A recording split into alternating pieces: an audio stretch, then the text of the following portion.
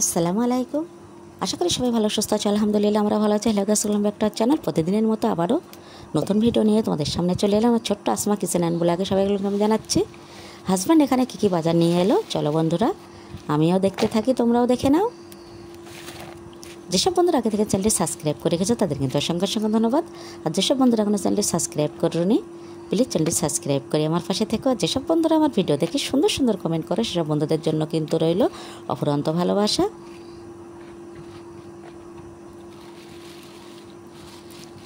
আমরা এভাবে সবাইকে যদি সাপোর্ট করে চলি তাহলে কিন্তু আমাদের পথ চলা খুবই সহজ হয়। আর সবার সাপোর্ট অবশ্যই প্রয়োজন বন্ধুরা। সেজন্য আমরা সবাই যেন সবাইকে সাপোর্ট করতে থাকি, এটাই আমাদের মনে রাখতে হবে। এখানে হাজব্যান্ড তো কি নিয়ে এলো দেখতেই পাচ্ছ, কিন্তু সব রেসিপিগুলো আমি কিন্তু এখানে শেয়ার করতে পারবো না, ভিডিওটা তাহলে অনেকটাই বড় হয়ে যাবে। এখানে কাঁচকলা দিয়ে আমি তেলাপিয়া মাছ বানাবো, আর কুমড়ো দিয়ে চিংড়ি বানাবো, আর মৌরলা মাছটা হাতে মাখা করব, আর একটু মাংস বানাবো।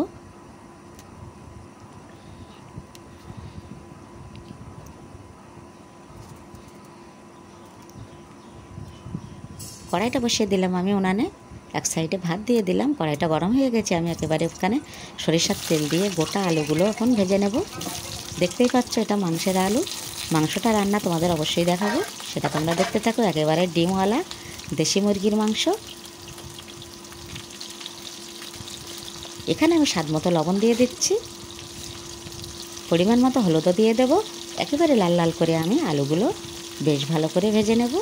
আর মাংস একটু কম হোক বা বেশি হোক সেটা কোনো ব্যাপার না, কিন্তু আলু আর ঝোলটা কিন্তু অবশ্যই আমাদের সবারই প্রিয়।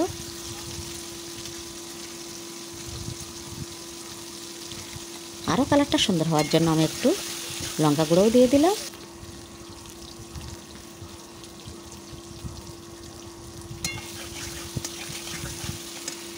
আলুটা আমার একেবারে ভাজা রেডি। এখন ওই কড়াইয়ের মধ্যে আমি আবার একটু তেল দেবো।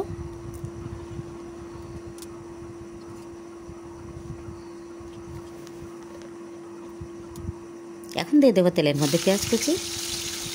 একটু বেশি পরিমাণে পেঁয়াজ দিয়েছি, যেহেতু দেশি মুরগি তো একেবারেই কম মাংস হয়, আর আলুটা অনেকটাই দেবো। এই জন্য পেঁয়াজটা আমি এখন লাল লাল করে ভেজে নেব। শিলবাটায় বাটা খুব কম পরিমাণে আদা রসুন ও লঙ্কা বাটাটা আমি দিয়ে দেবো। দিয়ে দিচ্ছি স্বাদ মতো লবণ।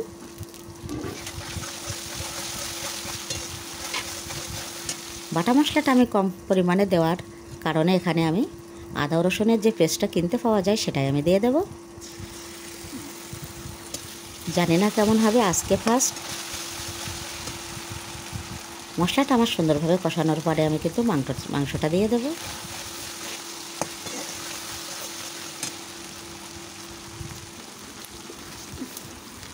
দেশি ডিমওয়ালা মুরগি মাংস খেতে কতটা টেস্ট হয় তোমরা যারা খেয়েছো তারাই জানো।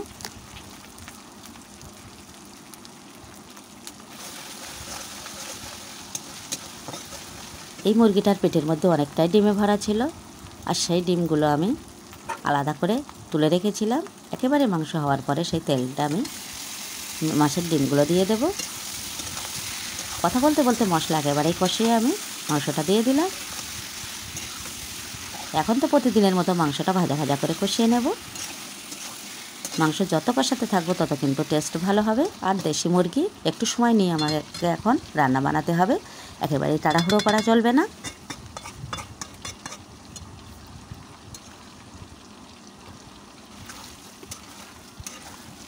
একটু হলুদও দিয়ে দিলাম।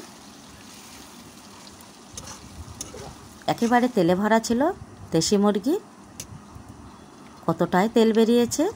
এখন আমি ভেজে রাখা লাল লাল আলুগুলো অ্যাড করে দিলাম।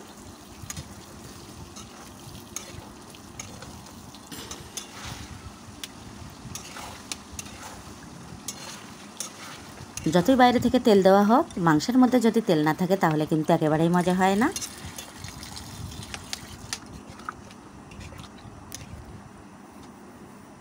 এখন আমি পরিমাণ মতো পানি দিয়ে ঝোলটা কিন্তু দিয়ে দিলাম। আর এখন সেই সুন্দর মাছগুলো, এই ডিমগুলো সাজিয়ে দেব। একেবারেই বারবার ভুল হয়ে যাচ্ছে। মুরগির পেটের সেই সুন্দর ছোট ছোট ডিমগুলো আমি এভাবে সাজিয়ে দিলাম। এটা খেতে দুর্দান্ত স্বাদ হয়। এখন আমি দিয়ে দেবো ঢাকনা। ঢাকনাটা খুলে আমি দেখে নিচ্ছি, একেবারে রান্না আমার রেডি। আবারও দেখা হচ্ছে নতুন কোনো ভিডিওর সাথে। ততক্ষণে আমি সকল বন্ধুরা ভীষণ ভীষণ ভালো সুস্থ থেকো। একটু আমি নাড়িয়ে নিলাম, ডিমগুলো এদিক ওদিক করে দিলাম। একেবারেই রান্না আমার রেডি। একটু ছোটো এলাচও দিয়ে দিলাম। ফাইনাল লুকটা এখন দেখিয়ে দেবো বন্ধুরা।